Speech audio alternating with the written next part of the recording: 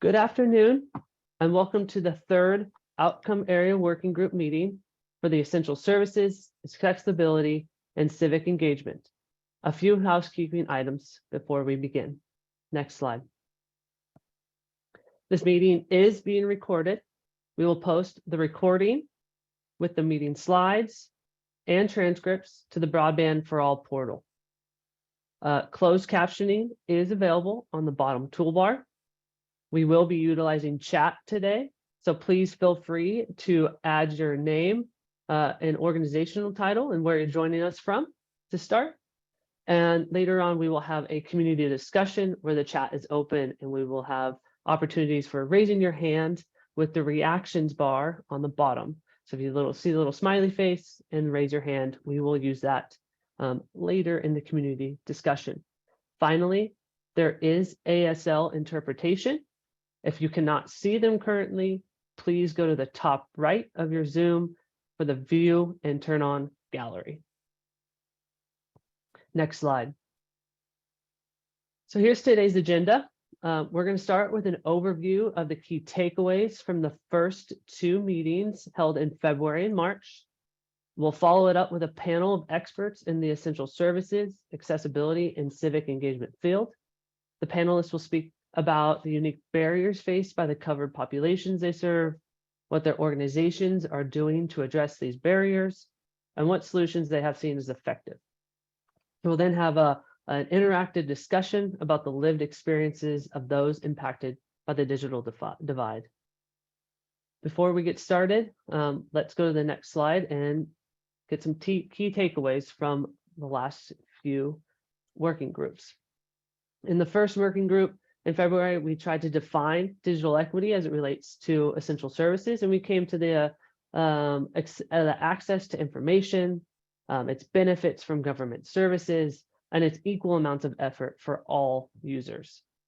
In terms of common digital equity barriers, it's really about having broad access to broadband. It's about affordability and adoption. It's about language access, a mistrust due to historical harm, transportation, and childcare needs. In terms of strategies and solutions, we discussed universal web design standards, accessibility toolkits, intergovernmental collaboration, remote governmental meetings, and partnering with community-based organizations. Next slide. Then in March, we tried to really define what essential services are. And what we came up with is that it's utilities in terms of its day-to-day needs. It's related to education, health, and human services. It's all about social safety net programs, our financial systems, and safety and emergency services. In terms of civic engagement, it's about the ability and the access for those to participate in city council meetings, in school board meetings, in justice system hearings. And then in terms of disparate outcomes, it's about essential services usage and employment, access to information, including governmental meetings, emergency preparedness and recovery. It's about students' learning abilities, affordability of devices and connectivity as a barrier, availability of ISP providers and adequate connectivity as a barrier in rural regions. And finally, it's about digital literacy and building digital skill sets, and how COVID-19 forced us as organizations and institutions to get innovative in our strategies to assist students and families to meet their learning needs. Now, next slide. Now we're going to have a panel, and it's a really big panel. It's an exciting panel. Lots of organizations and individuals doing really cool things in their communities and their agencies. And we're having the conversation about what digital equity programs are working well in their communities, or in many cases, their organizations, and why, and what's missing. Please feel free to kind of have a conversation in the chat while we go through these panels. But first, I want to invite up Chief Equity Officer Chu, who's going to start our first discussion. Chief Equity Chu.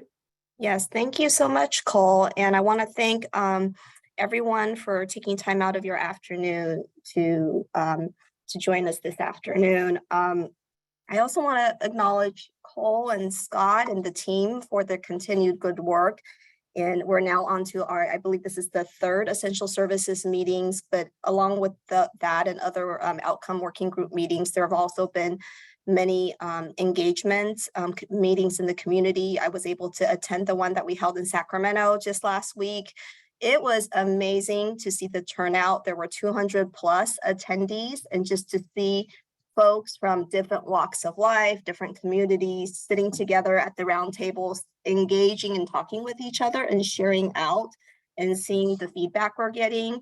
It was just so encouraging. And I really want to give a shout out to the staff for the good work they're continuing to do. I'm happy to kick this panel off with some of my thoughts on some best practices, some concepts to keep in mind as we attempt to improve our digital equity, digital services for the state and beyond.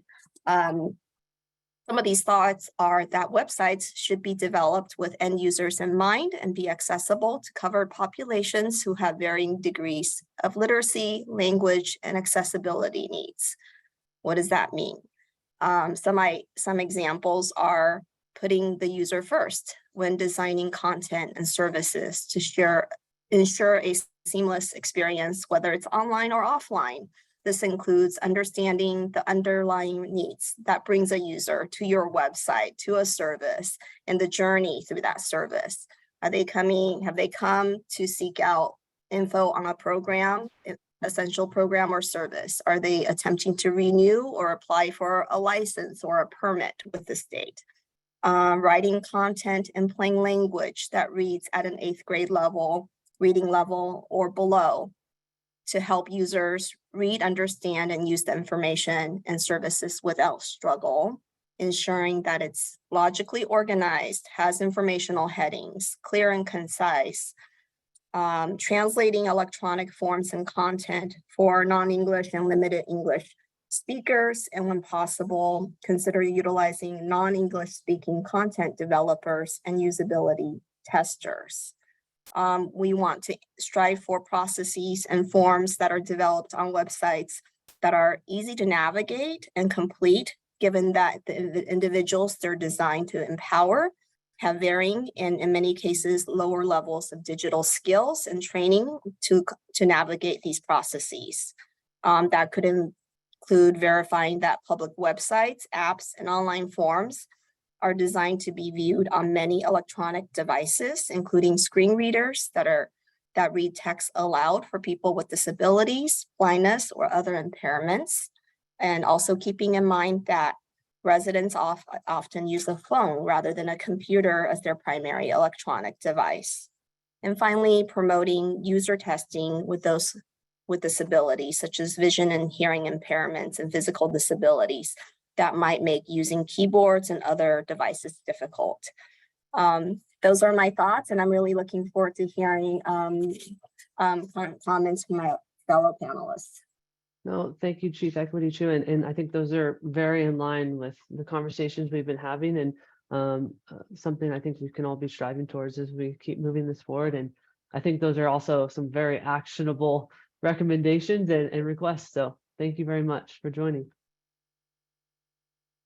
Okay, next up, we have Greg Fair, who's the Digital Identity Chief and Acting Chief Product Officer, and Jillian Gillette, who's the Chief Data and Digital Services at the Digital Services Division. Greg? Nice to meet you here. And Jillian, do we have audio for you as well? I don't know. Can you hear me? We do. That's great. Yes. I did this it. Is a first in this series. We are actually presenting together because there's some work that we're doing and specific to this particular topic that seemed relevant. As with most really great projects that are happening at the state, they involve significant collaboration across agencies. Building on what Pam was just saying, a lot of the features that she was talking about as policies that we want to implement at scale were directly relevant to some of the work that we have done together. My role as Digital Identity Chief, we were looking for clear use cases across the state that would be valuable and value add based on what we're doing in our initial pilot. And in that outreach, we discovered Jillian and her work with Cal ITP. And I don't know, Jillian, if you want to talk a little bit about the use case and the problem statement that you all had that initially drew us together. Sure, thanks. Well, so thanks for this opportunity to include Caltrans and to include transit. So the problem statement that we have is the problem statement of transit, which is, transit is disproportionately used by lower income people in the United States, and that's also true in the state of California. And at the same time, the price for transit is a subsidized industry, just the same way that our roads are subsidized, but transit charges a fare. And so the federal government and also many of the boards of directors of transit agencies require that transit agencies charge different things to different groups of people. So the federal government, as a condition of receiving their money, requires transit agencies to provide a discount to people who are seniors, to people who have Medicare, and to members of the disability community. And then typically transit agency boards of directors also require a transit agency to provide discounts to people who are lower income or people who are veterans or youth. And those are great policy requirements. Sadly, for the transit industry, none of those requirements came with a method of doing it. And so as it stands today, until I met Greg, all 250 fixed route agencies in California, plus the many on-demand sort of paratransit-like services, would require a customer to come to the agency's office and individually apply for their benefit on multiple pieces of paper involving multiple trips. And so if you're doing so that's a lot of work, both for the customer, there's a lot of administrative burden for the customer and for the transit agency. But also if you're trying to make a trip of any distance in California, it means that you have to go to each office to get your discount across each agency. And it's also very difficult to know what the price of the trip is and how to access the trip in general. So that's just really a lot of administrative burden for the people who need it the least. And so, enter Greg. And so what we were excited about this is because we saw immediately some huge upsides in terms of moving this to a world where people don't need to take time away from work, deal with transit issues themselves, just to simply get this transit access with the discount. So it's a discount, it's targeting certain communities that are more likely to need these things. And also for our use case, allowing them to reach out directly via a number of different methods. First of all, we partnered with login.gov for an identity solution that had already multi-language support, very important for this community where we started, which was in Monterey, because a significant portion of their community, especially the riders, was Spanish speaking. In addition, what we really liked about the system that login.gov was setting up is that they had some pilots they were using for instantiation of accounts and identity at post offices if needed. And so there was an in-person aspect of it as well. And then I think the thing that we found most innovative and interesting about this was that after we set this system up, where someone could register online with the information they already have from home in the language that's relevant for them in order to get their discount for transit. Previous systems would require, if you've used them, often payment into the system, like I have a fast track account where you might need to put money into that account. And that's effectively money that's been set aside and you don't have access to. And while some people might not mind having to put in $25 increments, there are others that might actually need access to those funds regularly and not have them sitting in a separate, effectively transit account. What Jillian's team did that was absolutely fascinating and innovative is that they are moving to a model based on their negotiations with different payment companies to allow the distribution of this discount directly onto a pre-existing card. And even better, if people don't have a card or aren't part of the banking system, worked out an agreement with a payment provider that would provide to them a reloadable debit card for use. So not only are we providing access to discounted fares within the county when riding transit, also moving people directly into the digital economy so they're able to to use payments direct from their own card. So ease of use benefits that are significant, but also, as Jillian will share with you, some interesting knock-on effects that we did not anticipate. Yeah, thanks. So some statistics. I mean, our vision is that there should be as much competition for any individual Californian's account as there is, you know, for folks who are banked, right? Everybody should have the same level of access. And in order to get that, today it's very difficult for a lot of under and unbanked people, right? So our vision is that government benefits programs and government discounts are able to be aggregated by the customer in their account so that the financial ecosystem can see how much investment is being made in them and that they are responsible users of their resources, sort of just the same way it is in the rest of the system. So we started with a transit agency in Monterey Salinas, where Monterey has a lot of tourists, but a lot of the people who work in the hotels and farm the food live in Salinas and are either under or unbanked. So we started with that agency, put point of sale terminals on their buses, and then worked with the Cash App. So here's my Cash App card. It's a Visa card. And the transit operator informed its customers and just, you know, let it be known that the Cash App is an opportunity to become banked without requiring a minimum balance or any of the other fees that come with commercial bank accounts. And so, and it also doesn't require a social security number. So during the demonstration period of our first trial, 30% of the new customers of this product, the Cash App, were directly attributable to that transit agency, meaning that the very first time the customer tapped, you know, was part of the financial ecosystem, was by buying a transit trip. At the end of the demonstration, 93% of the transactions of those new customers were not for transit, they were sort of for everything, mostly food, meaning that transit has this kind of halo effect that because you trust your local transit agency and the fare is relatively low, you're willing to try something new. And then once you try it, it's so easy to use and obvious that that's kind of what you use for everything.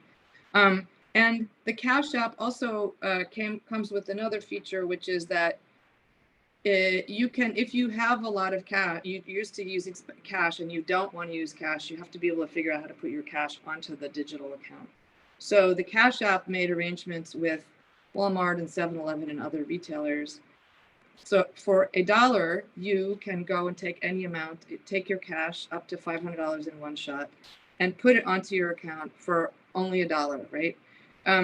That's significantly less than most products like this on the market today that are sort of middlemen. Mostly those products charge about $5 a transaction, which is a lot. It's really injurious. It's very expensive to be poor.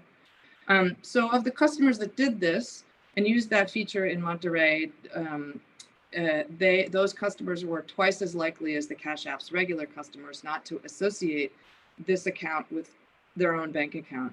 And that's a hallmark of a completely unbanked customer. So transit and this way of thinking provides a halo effect, not just for the underbanked customer, but also for the completely unbanked customer in California.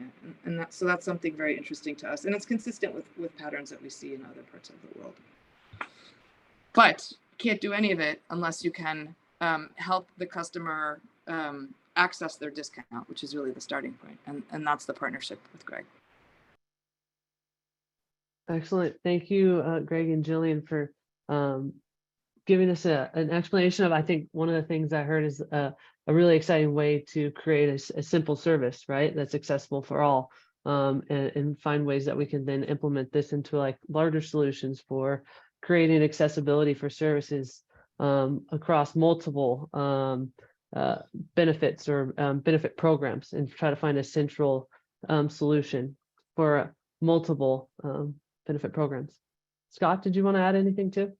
Well, I just wanted to say, Cole, yeah, thanks, Greg and Jillian, for this interesting example. And as Chief Equity Officer Chu mentioned, that the different components of the digital equity planning process are able to get a lot of cross-sectional and intersectional feedback. And one of the recommendations that, or strategies that came out of the Silicon Valley or in San Jose workshop was that, we have all these government programs that covered populations have to apply for online, and they have to do it each separately each time. And so how could we, create a simplified process where many folks who are eligible for these programs, it's the same kind of economic eligibility. So how could we create a technological solution where people only have to apply for once and could click the programs they wanted to participate in? And then the other thing that came up was like, what role do folks who are providing digital services online, what role can they play in helping folks actually get connected who aren't, so they can access those by helping to promote the ACP? So really great example that you guys brought to the table. Thank you, Greg. Thank you, Jillian. Thank you, Scott. Thank you. Next, I'd like to invite up Winnie Yu, who's the Director of Programs and Administration at Self-Help for the Elderly. Winnie? Hi, good afternoon, everyone. Thank you so much for the opportunity to speak today. So Self-Help for the Elderly is a nonprofit organization. We opened since 1966, serving 5 Bay Area counties, 40,000 clients annually, older adults and adults with disabilities. Many are limited English proficient.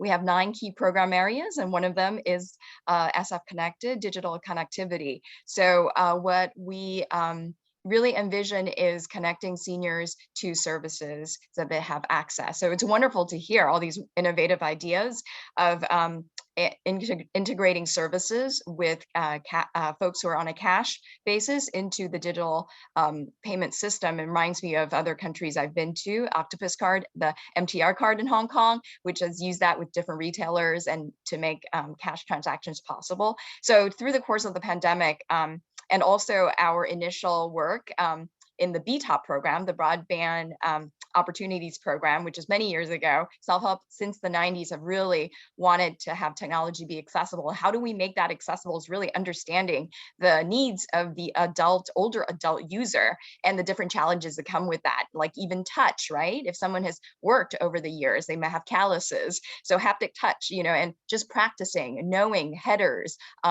different bold texts, in language services, information, and also having the bold, larger texts, contrasting in different languages, but also sometimes on the same page so that intergenerational family members can understand the same information, right? Including even our service providers, that you would have the standards in how to translate or how to interpret properly so that the information is not lost in the translation and is visible, transparent, and accessible to everyone that's either accessing the information for their own purposes or connecting that information to others who might need it, or at the same time referring other people who don't speak the language to those services. So, I really see this opportunity to connect also the workforce in this, right? We have our job training program. We have our SF Connected computer instructor program that we have in-person classes in the centers where they've safely reopened, but also since the pandemic, hybrid classes. So it's accessible to those depending on whatever functional, capacities that they have or their preference to join at this point. And it's created a little bit more work for our staff, but at the same time, it's also created access at a level that we haven't been able to be able to be so inclusive in the past. And people actually join from all counties sometimes because these classes are now accessible, and it's making the services really available to anyone who's interested. our tech help and support also is in person. So there are specific tech issues that it's very difficult at the beginning of Zoom and pandemic shelter in place to teach someone over the phone how to join Zoom, which we've had to do. And so we relied back to an older technology, which is the telephone. And there are those non-adopters in our population, right? That even given a tablet, given a device like we have in our chat, the state program that's now transitioning to the DC digital connectivity program, that might still not choose to use devices. How do we still include that population as we move forward into a more digital involved, whether it's to services, which I love to hear what Scott said, if we can have a universal application form. There's been, CalFresh studies that they've done. I think it's a Harvard Business School case study that they did on CalFresh, how to make applications easier, because lower income folks who have less resources tend to spend the most time and most effort in accessing, right? Their full day job sometimes is completing applications and going from place to place to access the applications and forms that make the services and other resources possible for them. So the way that we approach this at Self Help for the Elderly is minimize. There's no wrong door, right? So we provide 9 different programs and areas. So anybody who comes to us will make the eligibility screening process as simple as possible and as minimal as possible, and try to streamline that across our agency. I hope I've answered enough and kept within the 5-minute time frame, but happy to also cover anything else that I might have missed. No, Winnie, that was great. No, truly, because I think one of the things that's really important, and I really appreciate you bringing it back to and reminding, is that it's not just about access, right? But it's digital services is also, it's part of digital equity, being able to get access to those digital services, and then going even further and making sure that that access is available to all folks of all languages, of all literacy levels, and all accessibility needs. So I really love that idea of what you say is an open door for all. So thank you, Winnie. That was great. Yeah, and Cole, I think one thing also to start bringing in the cross-pollination of ideas that are coming out of the workshops as well. And Winnie, this is stuff that, goes back to the work that I did with you guys, is that sometimes for the covered populations, like you said, the in-person training and technical assistance, you have to go analog in order to go digital for the folks who need it most. And that's a really important part of the conversation and some of the strategies that we're hearing from the local workshops as well.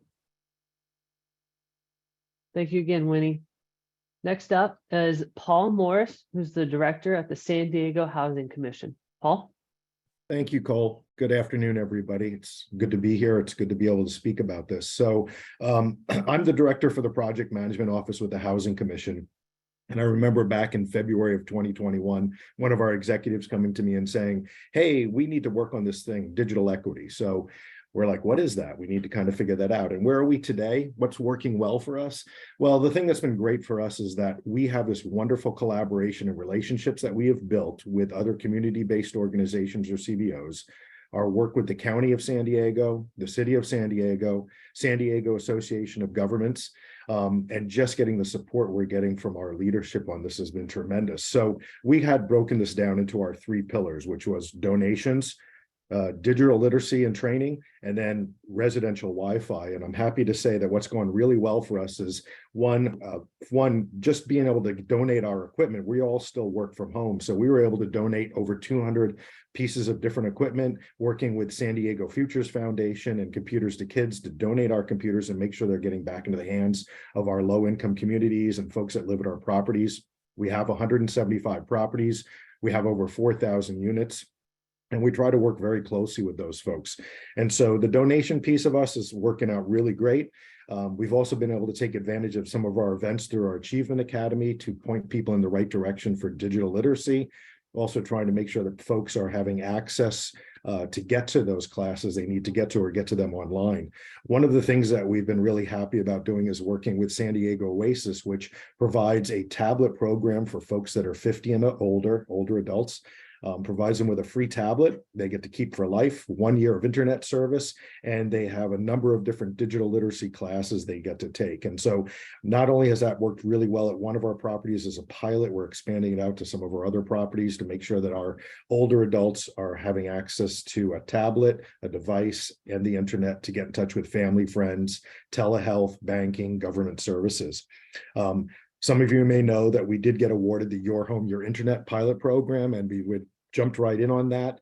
We've been working close on learning more about working with our digital navigators in the community, getting things set up for the summertime. We have programs that are coming up like the San Diego County Fair, after school programs, food bank programs. We're working with the county so that we're going to be getting out there doing a ton of ACP enrollment events, tying in with this collaboration of different events that are going on at the libraries during the summer, working with the county on the food bank. So this collaboration and relationships that we've built has been tremendous, not only for us, but for the other agencies we're working with. The point two is us looking together on how we can secure grant funding, how we can apply together, how we can work together on middle mile and last mile events that we need to take care of here in the city of San Diego, in the county of San Diego. One of the things that we're really focused on right now, I'm very excited we're going to be putting out an RFP soon for a residential Wi-Fi. We are going to, instead of piloting this, we are going to look at how we get Wi-Fi to free for our residents at our 175 properties, working in public-private partnerships and grant funding, and also working with some of the local agencies on what we need to do. So we're excited about putting that out very soon. We're excited about our collaboration. We're really, really happy on the relationships that we built. I mean, I wouldn't be here talking today if it hadn't been for working with many of you folks, meeting with you folks, getting ideas and thoughts to put forward some of these programs. So I think the only thing I would say that isn't working well is I wish we could do more sooner. I wish we could have more funds to do some of those things sooner, but it's an effort. And again, I'm very thankful for the relationships and the collaboration we have here within the city and the county of San Diego. No, Paul, that's super great. And honestly, it's kind of amazing hearing you start listing off and talking about all the different programs and program offerings and kind of solutions that you've brought into San Diego. And I really hope that you've expressed that and shared that with our digital equity ecosystem mapping tool that we'll bring up later, that we're really kind of gathering and collecting all these amazing different programs that are out there and sharing the successes. But I really want to acknowledge kind of the access and the affordability piece that you're talking about. And it's just how critical it is for getting people online and getting access to essential and government benefit programs. So I really appreciate you bringing that up and bringing the voices of folks who aren't connected and need to be connected into the conversation and into this being able to navigate the digital world. So thank you very much, Paul. Thanks, Cole. Next, I'd like to bring up Ray Lachaud, who's the Digital Equity Manager in the San Francisco Mayor's Office of Housing and Community Development. Ray? Yes, good afternoon, everybody. I am so glad to be here and be amongst this collective wisdom and this brain trust in this room. And I'm happy to share with you from San Francisco. Winnie, thank you for representing us well in San Francisco with all the great work that you do.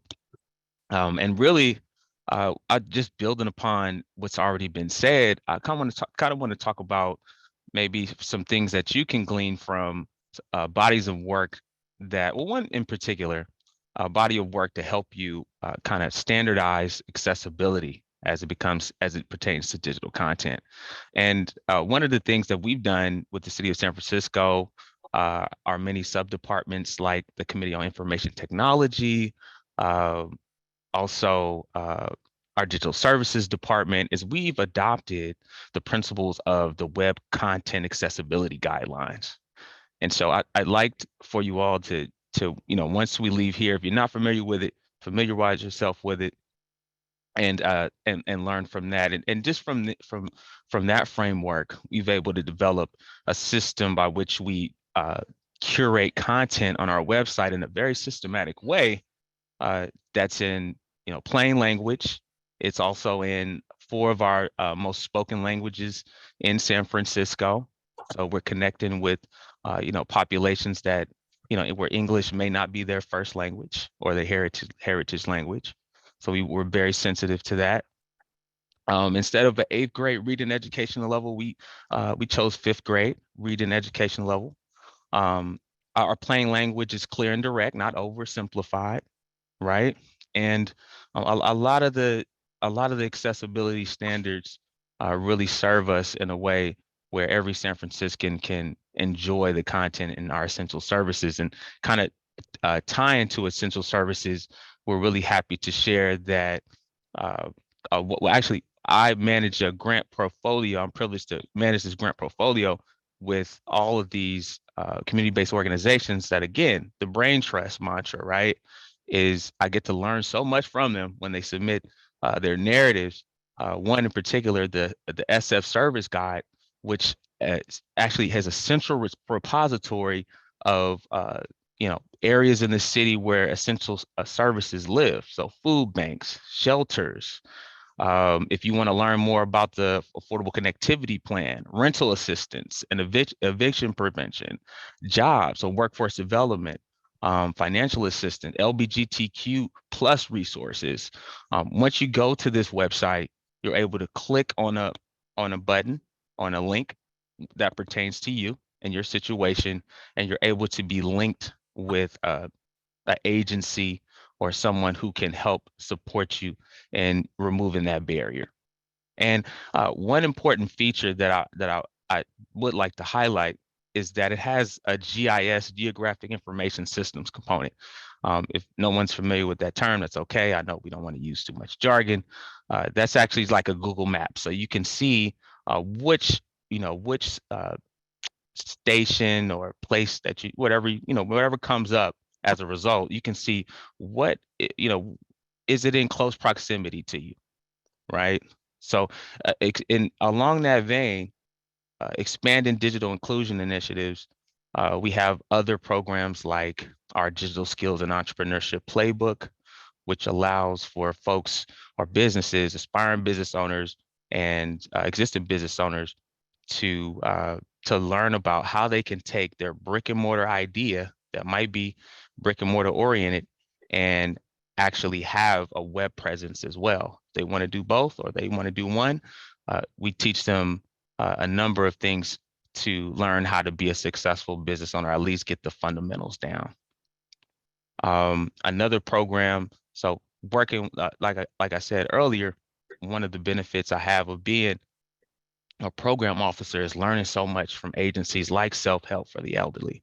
So we have an intergenerational program with Chinatown CDC that allows secondary school age young people all the way to transitional age youth to teach young adults who are trying to go through the citizen naturalization process the basics of digital literacy, right? How to use WeChat or WhatsApp or how to use Google Suite, right? And there's this intergenerational exchange, and just kind of seeing it, witnessing it for yourself helps you realize how important programs like this are. We also have a grantee Dev Mission who has the program where they source talent for their training program, which trains folks how to be IT help desk support professionals. It trains them in the CompTIA A+ certification training. And so once these young people, these transitional age youth are trained, they're able to go back into the communities, a lot of them from affordable housing communities, and serve the folks from that community. And then eventually, ultimately, they move on to become professionals in their respective areas of focus in tech. So that could be, they could be a sales engineer, a web developer, IT support person at a tech company. Because as you know, you can throw a rock in any direction and hit a tech company in San Francisco. Also, I kind of want to talk about, we talked about connectivity. Right? We have a program in partnership with the Department of Technology. So MoCD, my department, and the Department of Technology have a partnership where we go into affordable housing sites and we connect fiber to these buildings with city-sponsored fiber, city-sponsored, we're ISP essentially, and we're kind of propagating this as we speak. So we can, all of our buildings that are considered affordable housing have these, has they have internet connection, not just any internet connection, but fiber, in-unit Ethernet connection, and which is one of the fastest speeds to enjoy when it comes to internet connection. So we're really proud of that.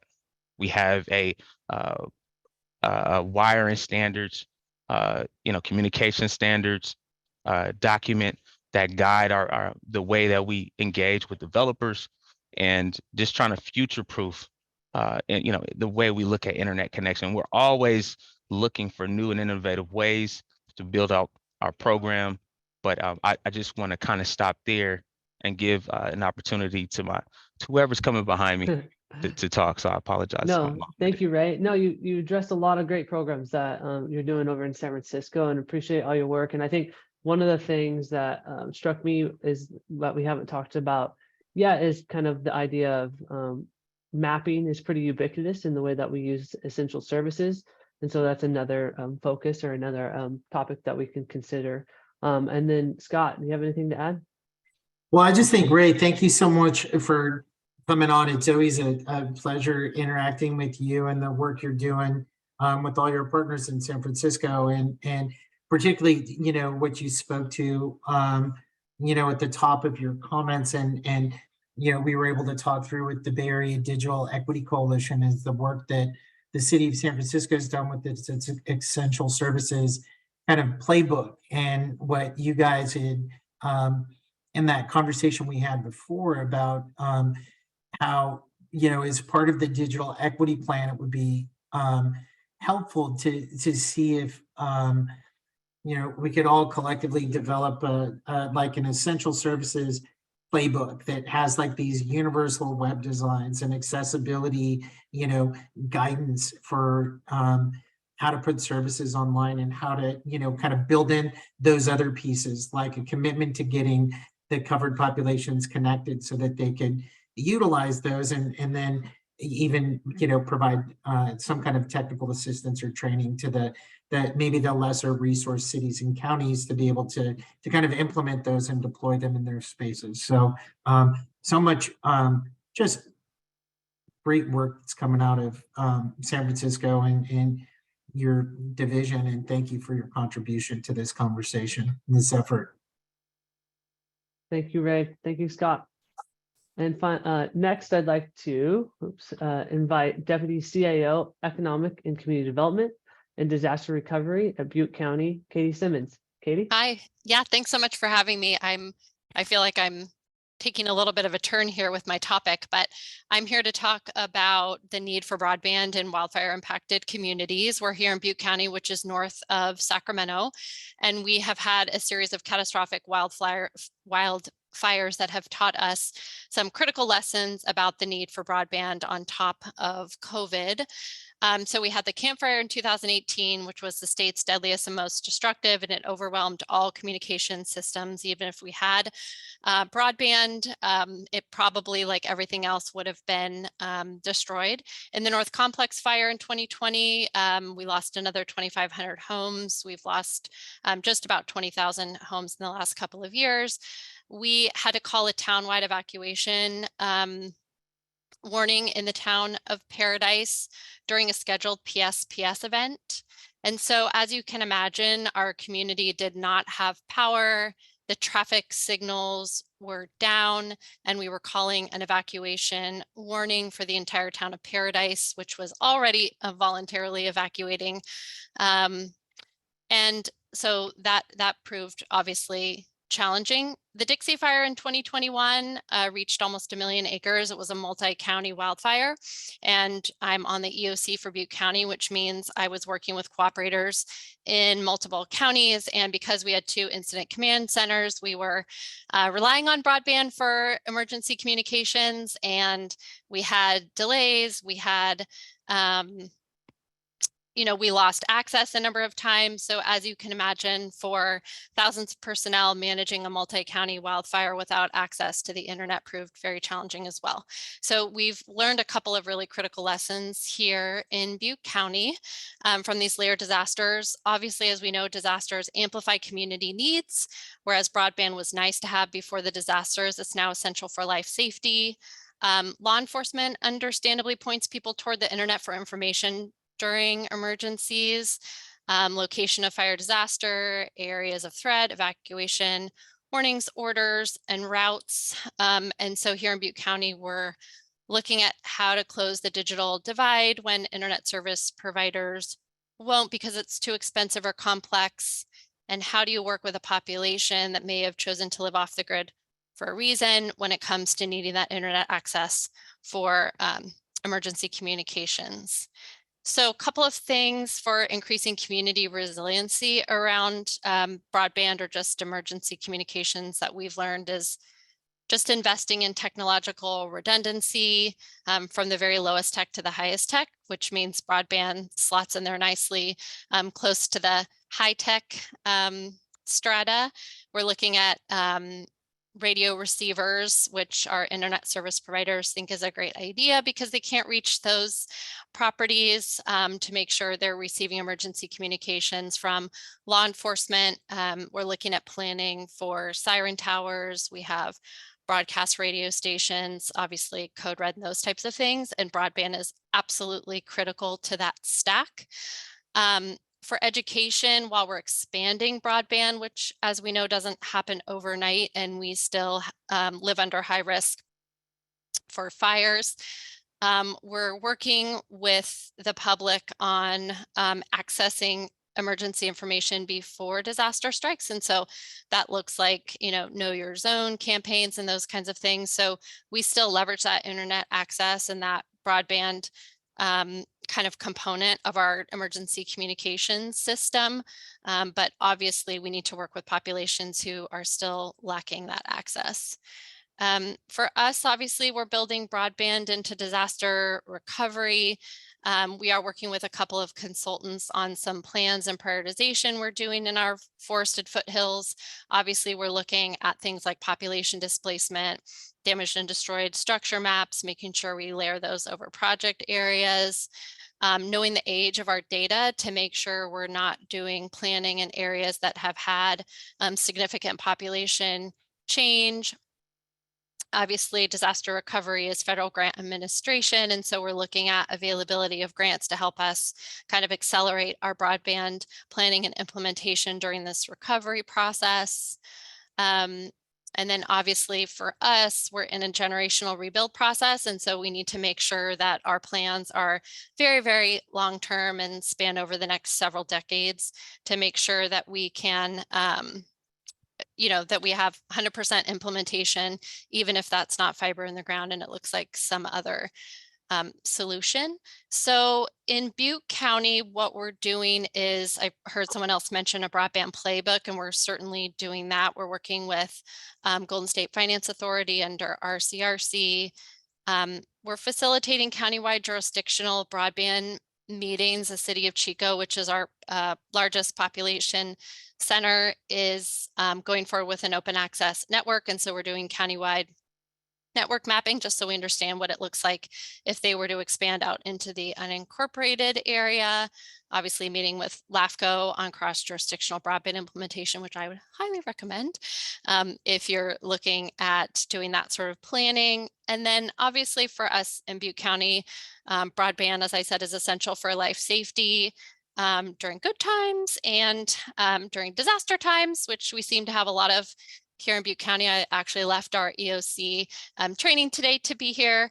We're obviously making investments in other emergency communications technologies, as I said, so we cover as many bases as possible for when we need to move our population quite significantly. I didn't mention the 2017 Oroville spillway incident, which caused an evacuation of 200,000 people. And so prior to the fires, we were also moving hundreds of thousands of people around for flood disasters. So I'm so surprised that on this call, I'm the only one who's talking about disasters, because all of my meetings are about disasters, but that's what we know up here. And so I appreciate the opportunity to talk about essential services from that rural county perspective, especially from a county that kind of continues to experience maybe climate change induced disasters, and sort of share with you what we've learned about the need for broadband and how we're approaching planning during disaster recovery. Thank you, Katie. And I think you gave yourself a preference up at the front of why you're going to turn the conversation. And I think it was an important turn in the conversation, the fact that physical infrastructure does have a play in essential services, right? Like emergency warning systems, evacuation systems, just like you stated. And it's really, I think it'd be worthwhile to note that in Senate Bill 156, which kind of outlined a lot of the broadband for all programs that we're also speaking about, there's the Middle Mile Broadband Initiative. And that's a 10,000 mile build of open access, state-owned middle mile infrastructure. And I think the thing that I want to make sure is important and is known is that most of that middle mile, and this is important in rural areas, is underground, right? And so that when there are forest fires or there are any natural disasters, that infrastructure is somewhere where it's a little bit more safe than up on a pole, right? And so I think one of the things that is really important is you're stating that it's not just about essential services. It's not just about today's internet and digital world, but education every day. It's all essential services. It's all related to digital equity. So thank you very much, Katie, for joining and giving a rural perspective and a perspective about physical infrastructure too. And finally, I would like to round out our panel with Deputy Director of the Digital Services Division at the Department of Motor Vehicles, Serenity Thompson. Serenity? That's great. Thanks, Cole. Hi, everybody, and thank you for having me today. This is my first work session of this type. So again, I'm really excited about what I'm hearing from the group, and am really honored to be able to include DMV's perspective in this. Our strategic goals at DMV is really the lens through which we view digital equity. So starting with technology and data, this is driving much of DMV's work in digital equity, and is really what's helping us to be an efficient, inclusive, customer-centric organization that is committed to reducing carbon footprint and providing customers with service when and how they want. The way we see our services are a plethora of choice. We need to be where the community is and available through the channel and or device or mechanism through which they need to do their DMV business. DMV maintains a very diverse workforce, and our team really does reflect the communities that they're serving, speaking many languages that are prominent in the local areas. Services are accessible through a network of offices and business partner locations. Our business process automation groups as well, and we also feature an accessible website, services provided, again, when and where customers want. This team has issued almost 15.5 million real IDs to date. So just a quick update there, no matter if you you do your end-to-end real ID process in the office or start online and finish it in the office, all 15.5 million of those did have to go through the office at one point in time. So kudos there. I think we have a total of 26 million unique IDs in California. So we're making really good progress in this area. We've moved about 43% of our business from field offices to digital channels. And by digital channels, in this case, I mean online and kiosks. These channels, as I mentioned, are ADA and WCAG 2X compliant. And the content is at 7th grade reading level, as are our publications. We recently launched a user experience group with DMV customers, asking them what they think about various features and capabilities, what's missing in our services. And the way we look at this is we can get it closer to right the first time when we're releasing digital services, rather than taking customers through a sometimes painful experience that might be creating technical debt on the operational side as well. So that's been a great addition in the last few months. Reduction of paper use, efficient services, uploading of documents online, all reduce carbon footprint. Less driving is required when transactions can be taken care of online rather than in office. If documents are transferred digitally, there's no need for transportation. And we now offer paperless renewal notices to eliminate paper and postage for those who opt in, and recently brought the disabled person's parking placard renewal online to join our, dozens of other online services that can be completed end to end or in a hybrid fashion with a virtual assistant. Some of our recent research revealed that for every DMV interaction completed online, Californians save $100 per visit in time, fuel, salary foregone, and childcare expenses. We provide cash services through DMV Now kiosks located at local markets and in groceries, and are working to offer other innovative payment options both online and through kiosk. We relocate these kiosks as needed for communities in need, and we did this for Paradise in 2019, and that kiosk remains there today. I think, the way we look at this through the lens of operational efficiency, again, one of our strategic goals is that the better service we provide quicker and without unnecessary trips to an office is saving customers time and allowing them to work and play without disruption. So that's supporting general economic health. We have introduced over 100 uses of robotic process automation for tasks such as document review and auto population of customer applications and records in the last 24 months alone.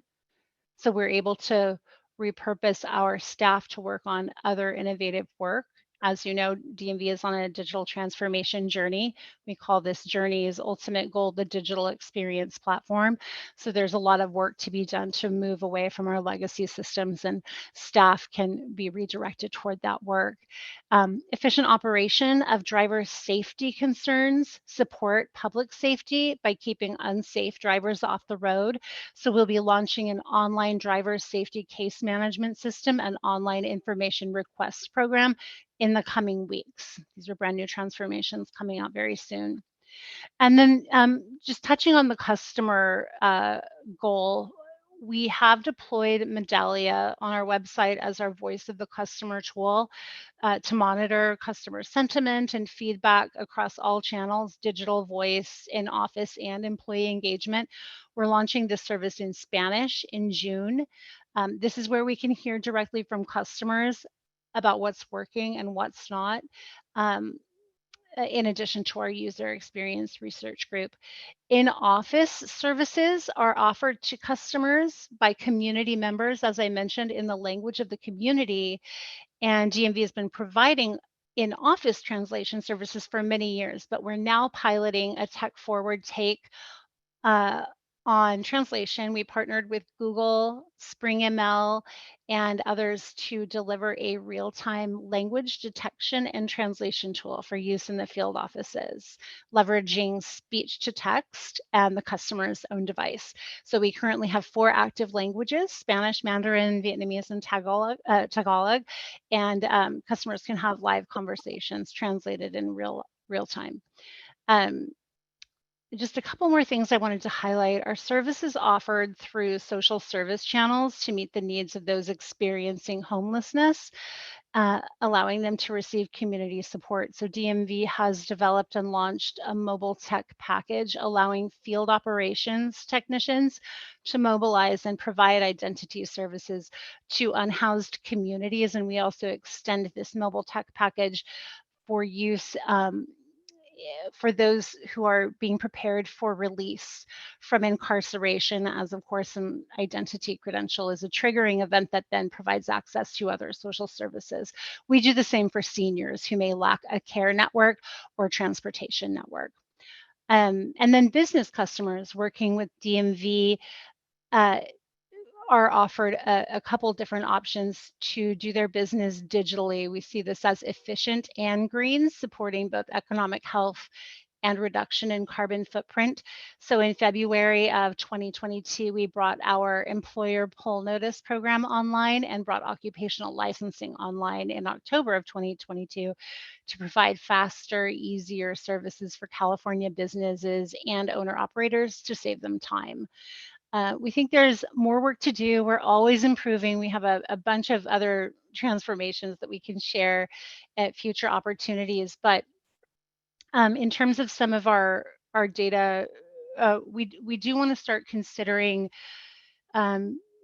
using the field offices a bit more as a location to provide information and educate our customers who may be able to take advantage of some of our targeted programs, whether they are out in the field or online, and provide information on where to find that online access. Again, whether it's a kiosk at your grocery store or through your phone and our mobile app or our mobile responsive website in a variety of languages. And then we still need to measure how diversity metrics vary as a function of level within DMV. We find that we are meeting or above the mean and distribution of various identity metrics such as gender or ethnic background for other state agencies. But we haven't done this study at the level of classification or where you're at in the organization. And I think we'd really like to move toward fielding some of that research. Yep. And that's a little bit of a snapshot of what we're working on at DMV. No, thank you, Deputy Director Thompson. There's so much to acknowledge in terms of what DMV is doing to digitize their efforts and improve kind of the way that access is equitable for all these essential services. And also I wanted to share appreciation and express the commitment that you all are having at DMV to promote ACP and I want to acknowledge some of that really great work that you've been doing there. And one of the things finally I'd like to acknowledge is I really like this idea of DMV locations now as like kind of an anchor institution for providing information, and what a great opportunity for partnership to add in opportunities to share more information like digital equity and ACP programs. So really thank you for joining and sharing, and we'll look forward to having you join the conversation more. Scott, do you want to add anything before? No, I think you touched it all, Cole. It's just that I will give a shout out to the Real ID transformation. Like when I got mine, I went through the whole process online and got my documents up, got my appointment, was in and out in 5 minutes. And so like that is the kind of using digital services to improve the customer experience. And then again, Serenity, like so many folks within the CalSTA and the Department of Transportation and DMV have also been champions for the fact that like while you're doing all this great transformation, there are still some folks who don't have access to that if they're not connected. And like Cole said, just really appreciate the partnership and the commitment that you guys have had to help provide information to those folks on how to get low cost internet to enable them to benefit from your digital transformation. So very cool. Thank you very much.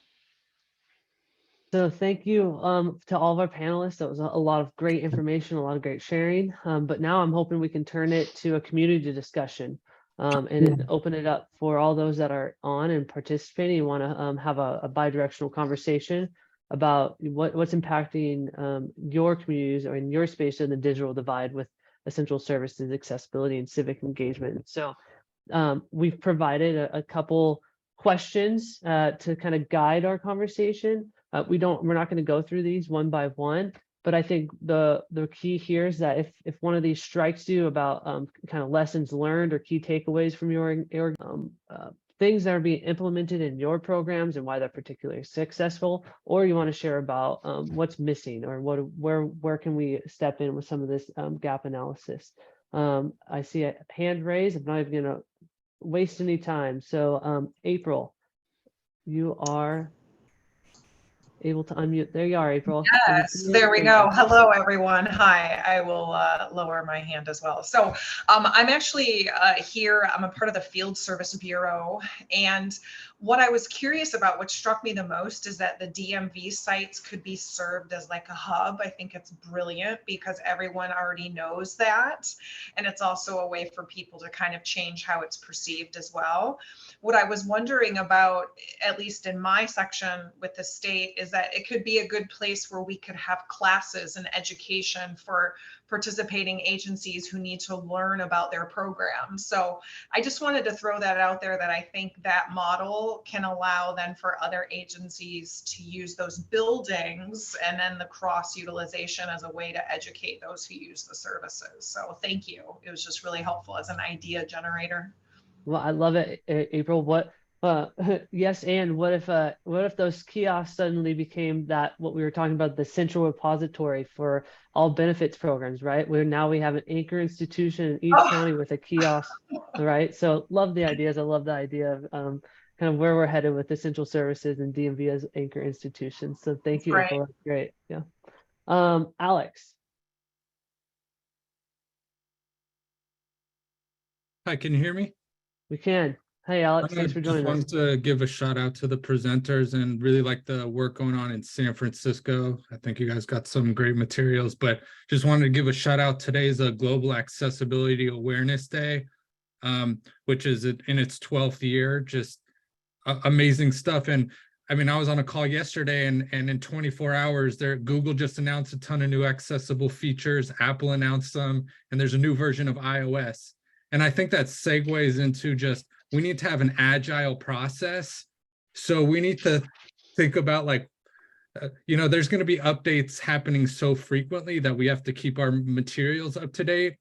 And I focus on people with disabilities. And one key piece that I think we need to talk a little bit more about is there's low adoption of assistive technology. On a global level, it's like 1 in 10. It's hard to get data more in California, but like a large percentage of people with disabilities don't use assistive technologies. A lot of it is available via software. So that can be like digital literacy, just knowing about accessibility settings. But also it's just, there needs to be ways to fund low cost assistive technologies. Maybe like with the Medi-Cal enhanced care benefit, maybe that's enhanced care management. Maybe that's an opportunity, but we have to get more assistive technology into people with disabilities' hands. And then the other thing, I mean, is like generative AI, like there's a cost to those subscriptions. I just think of it off the top of my mind because like Khan Academy announced something that can be helpful to special education students, personalized AI tutoring, but it may cost like $20 a month. So we have to constantly be evolving what's covered, what the barriers are around to digital equity. And it's only going to move, we have to be agile because I think there'll be major updates quarterly. Now it's usually twice a year. So we just have to figure out a process to keep our stuff up to date. Thank you. No, thank you, Alex. And I think there should be acknowledgement for you joining yesterday's working group and talking about accessibility guidelines and sharing about the essential services and you joining. So appreciate you both coming yesterday and today and really interesting ideas. And thank you for also acknowledging that there are covered populations that we're kind of bringing this conversation back around in the 8 covered populations. And those with disabilities is one of them. So really appreciate you bringing that back in. Yeah, and Alex, I'm wondering a follow-up question. When you're talking about the low adoption of assistive technologies, do you have you or is someone, I know Jake Johnson from Department of Rehabilitation's on here too, have any data on what the reasons for the low adoption is? Is it just cost? Is it subscriptions? Is it training? Is it lack of awareness? I think it's all those domains. I mean, I know Microsoft looked at it, but from a global perspective, there's not, I don't think, enough data around it. The Department of Labor just I'll put all this stuff in the chat, just put out something like, not that many people are aware of JAN, the job accommodation, I forget the acronym, but it's like a search engine where you can type in your disability type and it gives you a whole list of accommodation. Like people are just not aware of the great things that exist. So that's part of it. It's all those domains you mentioned. No, and Alex, this is actually a really relevant piece and something maybe we'll start moving on to the next piece, which is we're going to be talking about both a digital equity ecosystem mapping tool and a digital equity survey. So if we can go to the next slide, and invite Miley up from Broadband Equity Partnership to kind of share about some of the ways we're doing surveys and outreach to those in the community. Miley? Oh, you're muted, Miley. Thanks. Sorry about that. There we go. Hi, everyone. I'm Miley Martinez. I'm with Broadband Equity Partnership. Really glad Next to be slide. here and have really enjoyed the conversation so far. I think, yeah, we can advance to the next slide, please. And the one after this. So I'm here to talk to you about a couple of tools we are using to map the great digital equity work that is happening across the state and across a diversity of organizations and agencies. So I'm going to talk to you about two tools today. The first one is called the Digital Equity Ecosystem Mapping Tool, or DEEM, D-E-E-M. This tool is live, so you can, and I hope you will, access it today and fill it out. This is a tool that we are using. The key audience for this tool is organizations and agencies. This is how we're tracking what programs are being offered, where they're being offered, and to whom. And that's helping us to uncover what might be missing in every region across the state. And it's also going to help us to uncover barriers to achieving digital equity. As I mentioned, it's live now. You can access it via the QR code that you may see on your screen. It's also accessible via the link on the screen, and I know that there are links being posted in the chat as well. I'll say a little bit more about this tool on the next slide. So as I mentioned, this tool has been live, and to date, we've received 174 responses. And so just even from what's been shared on this call, we know there's so much more amazing work and programming that's being done across the state.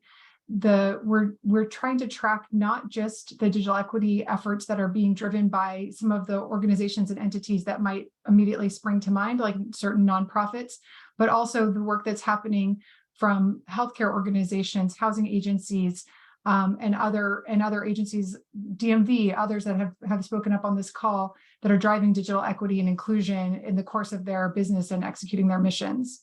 So we have a lot of work to do in the state to get a fulsome feedback. And so on the screen, you can see a map of the state of California. The dark green counties are those where we've received 11 or more respondents.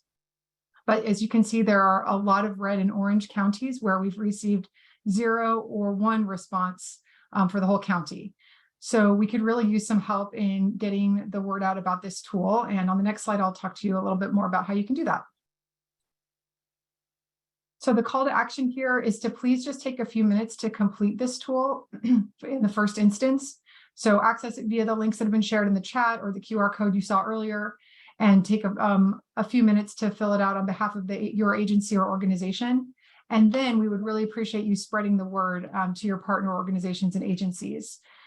We have a toolkit for facilitating that. I know the link's been shared in the chat, where that will make that very easy for you, or you can easily send out a quick email to any partner organizations or agencies to promote this tool.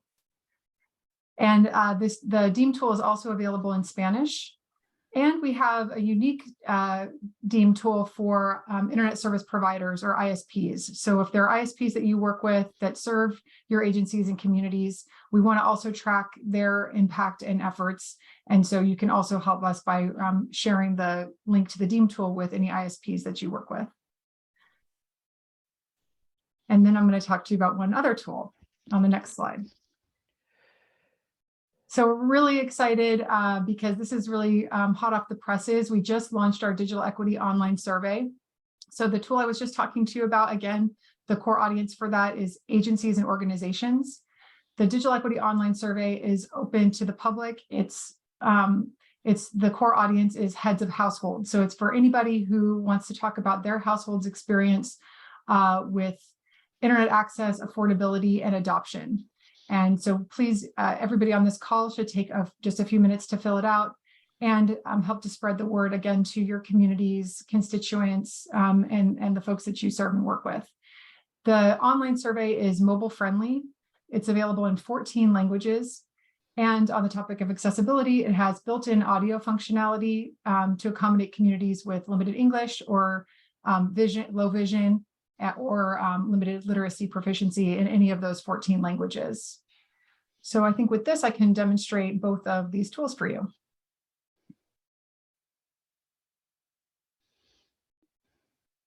So starting with the DEEM tool.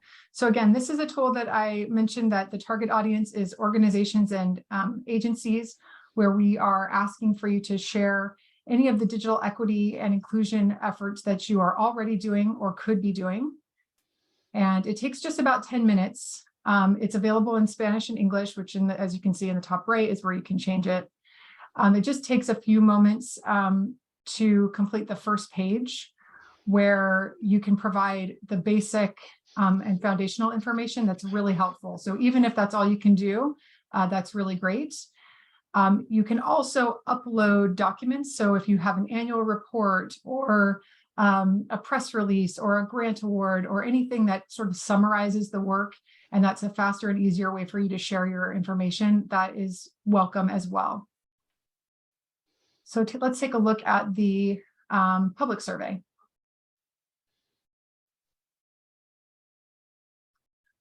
So again, this just launched today. We're really, really excited. It's available in 14 languages.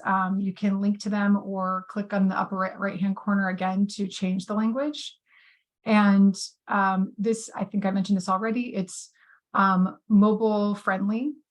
And so residents of California can complete this on their mobile phones or their tablets. They don't have to have a computer or in-home high-speed internet to be able to complete it.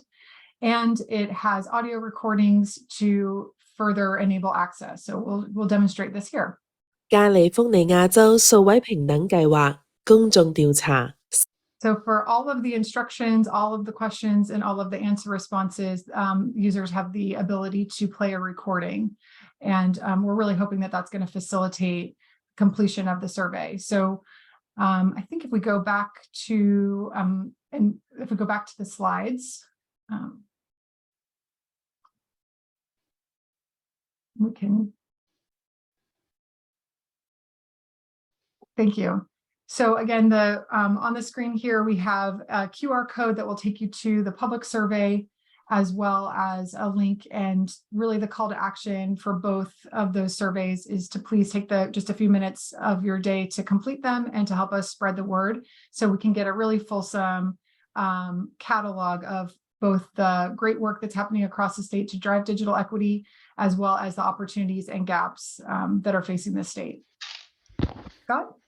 Yeah, Miley, thank you so much. And folks, really just thank you for your ongoing, partnership and,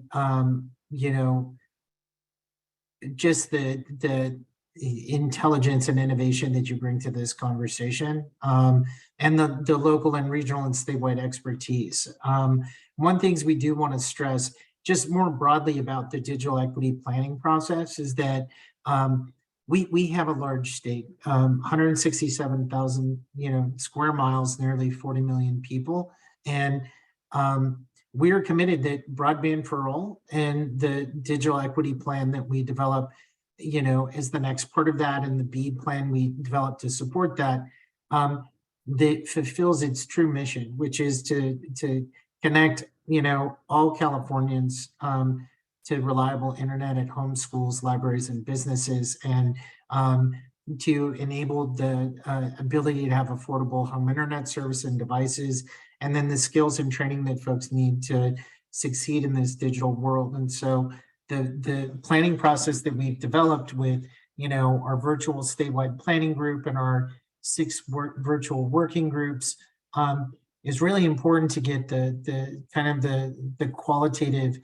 information, and the quantitative information is equally important. And the DEEM tool from organizations will help us develop the mandatory, that the federal government is requiring us to do a really extensive asset inventory of entities, of organizations, of programs and funding sources that are currently being leveraged to help guide investments and develop programs to with the digital equity capacity dollars. And equally important is bringing in as much as we can the voice of the residents and the covered populations themselves. And we've taken great care. We're doing a scientific phone survey with the California Emerging Technology Fund, and we're making great progress on that. But we just felt that with a state as large as ours, with as many, in a diverse population, that we wanted to go beyond a phone survey, which can be quite expensive, and to just try to get as much information about barriers and needs from folks. And you really are the people, with networks and direct, connection to residents, to consumers, to clients, to customers, and help us push this survey out. One of the things that I'm not sure we mentioned is we wanted to build in the ability for folks to test their internet speed. So there is an open source speed test built into the back end of the survey. And we intend to not only use the information from the online survey to help direct the plan, but once we verify it and validate it, we're wanting to share it back with local cities and counties to help in any way that it can shape the implementation of their digital equity efforts. And I just have a question, and it's really a question to you all.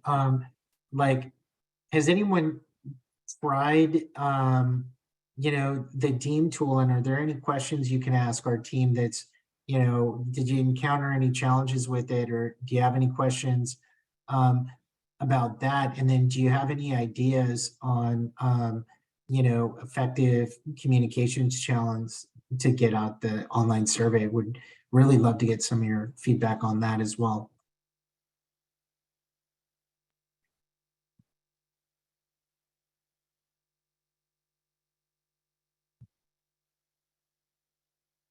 There's a hand raised. Oh, yeah, there's a hand raised. April, go ahead. Hey, I just was curious if you guys have implemented any social media channels to get the link out. Miley, do you want to take that? Sure. In brief, the answer for the DEEM is yes. We've done some social media promotion, largely from CDT's channels. And then because the online survey just went live today, there will be a full campaign and push around that tool as well. But definitely, if there are channels that where we can cross promote, or groups that we should be aware of as we do that outreach, we're all ears.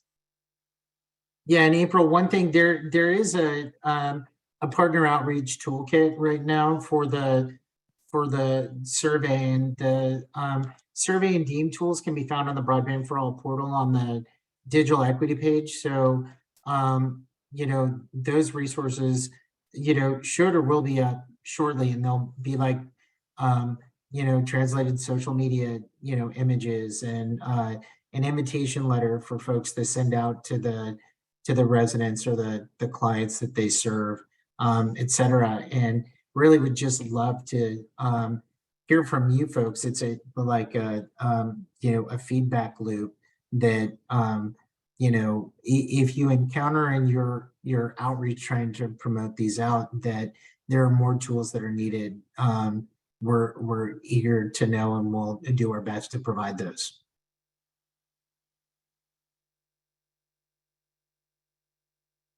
It's great feedback. Thank you. And Scott, to your point, there's a link to a toolkit to both toolkits, one to promote the DEEM tool and one to promote the public survey. Both of those links are in the chat. Okay. Thank you, Scott. Thank you, Miley. Thank you. Next slide. I'll wrap us up with some of the called actions and kind of remind you all of more ways to join the state digital equity planning. The statewide digital planning group meeting and outcome area working group meetings are virtual, as a reminder. The next statewide digital planning group meeting meets quarterly, so that'll be in July. And after this, our next outcome area working group meetings will be in June. Next slide. Additionally, in the state digital equity planning, we are doing in-person regional events. We've gone through about half of them. We've been all the way up in Eureka and all the way down in San Diego. So really excited to be actually in person, seeing you and meeting you in the flesh. So that's been really fun and exciting. Our next one is actually tomorrow in Los Angeles and this weekend in Long Beach. And if you want to come hang out with me in Sonora, that's on May 30th. Finally, call to actions again. Complete the digital equity ecosystem mapping tool for your agency, for your organization. Share with the state digital equity plan process all those great programs and the successful community outreach programs that you've been doing and sharing through these outcome area working groups. Complete and share the digital equity public survey, which again is available starting today. We'd love for you to do it, for your friends to do it, your family, your networks. Please reach out for any of the social media toolkits. We have it. It's on our social medias like Scott shared today. Look forward to seeing you in our next outcome area working group meetings. Just a reminder, you're not limited to the essential services. There are 6 of them. You're more than welcome to join any and all. And finally, I look forward to potentially seeing you in a regional workshop. Next slide. Thank you for attending the May Outcome Area Working Group meeting. The next Essential Services Accessibility and Civic Engagement Outcome Area Working Group meeting will be on June 15th at 1 to 2:30. To stay involved, you can always go to the Broadband for All portal and also subscribe to our email newsletter. Thank you for all your continued engagement and participation in the state's digital equity planning efforts. Thank you. Have a good day.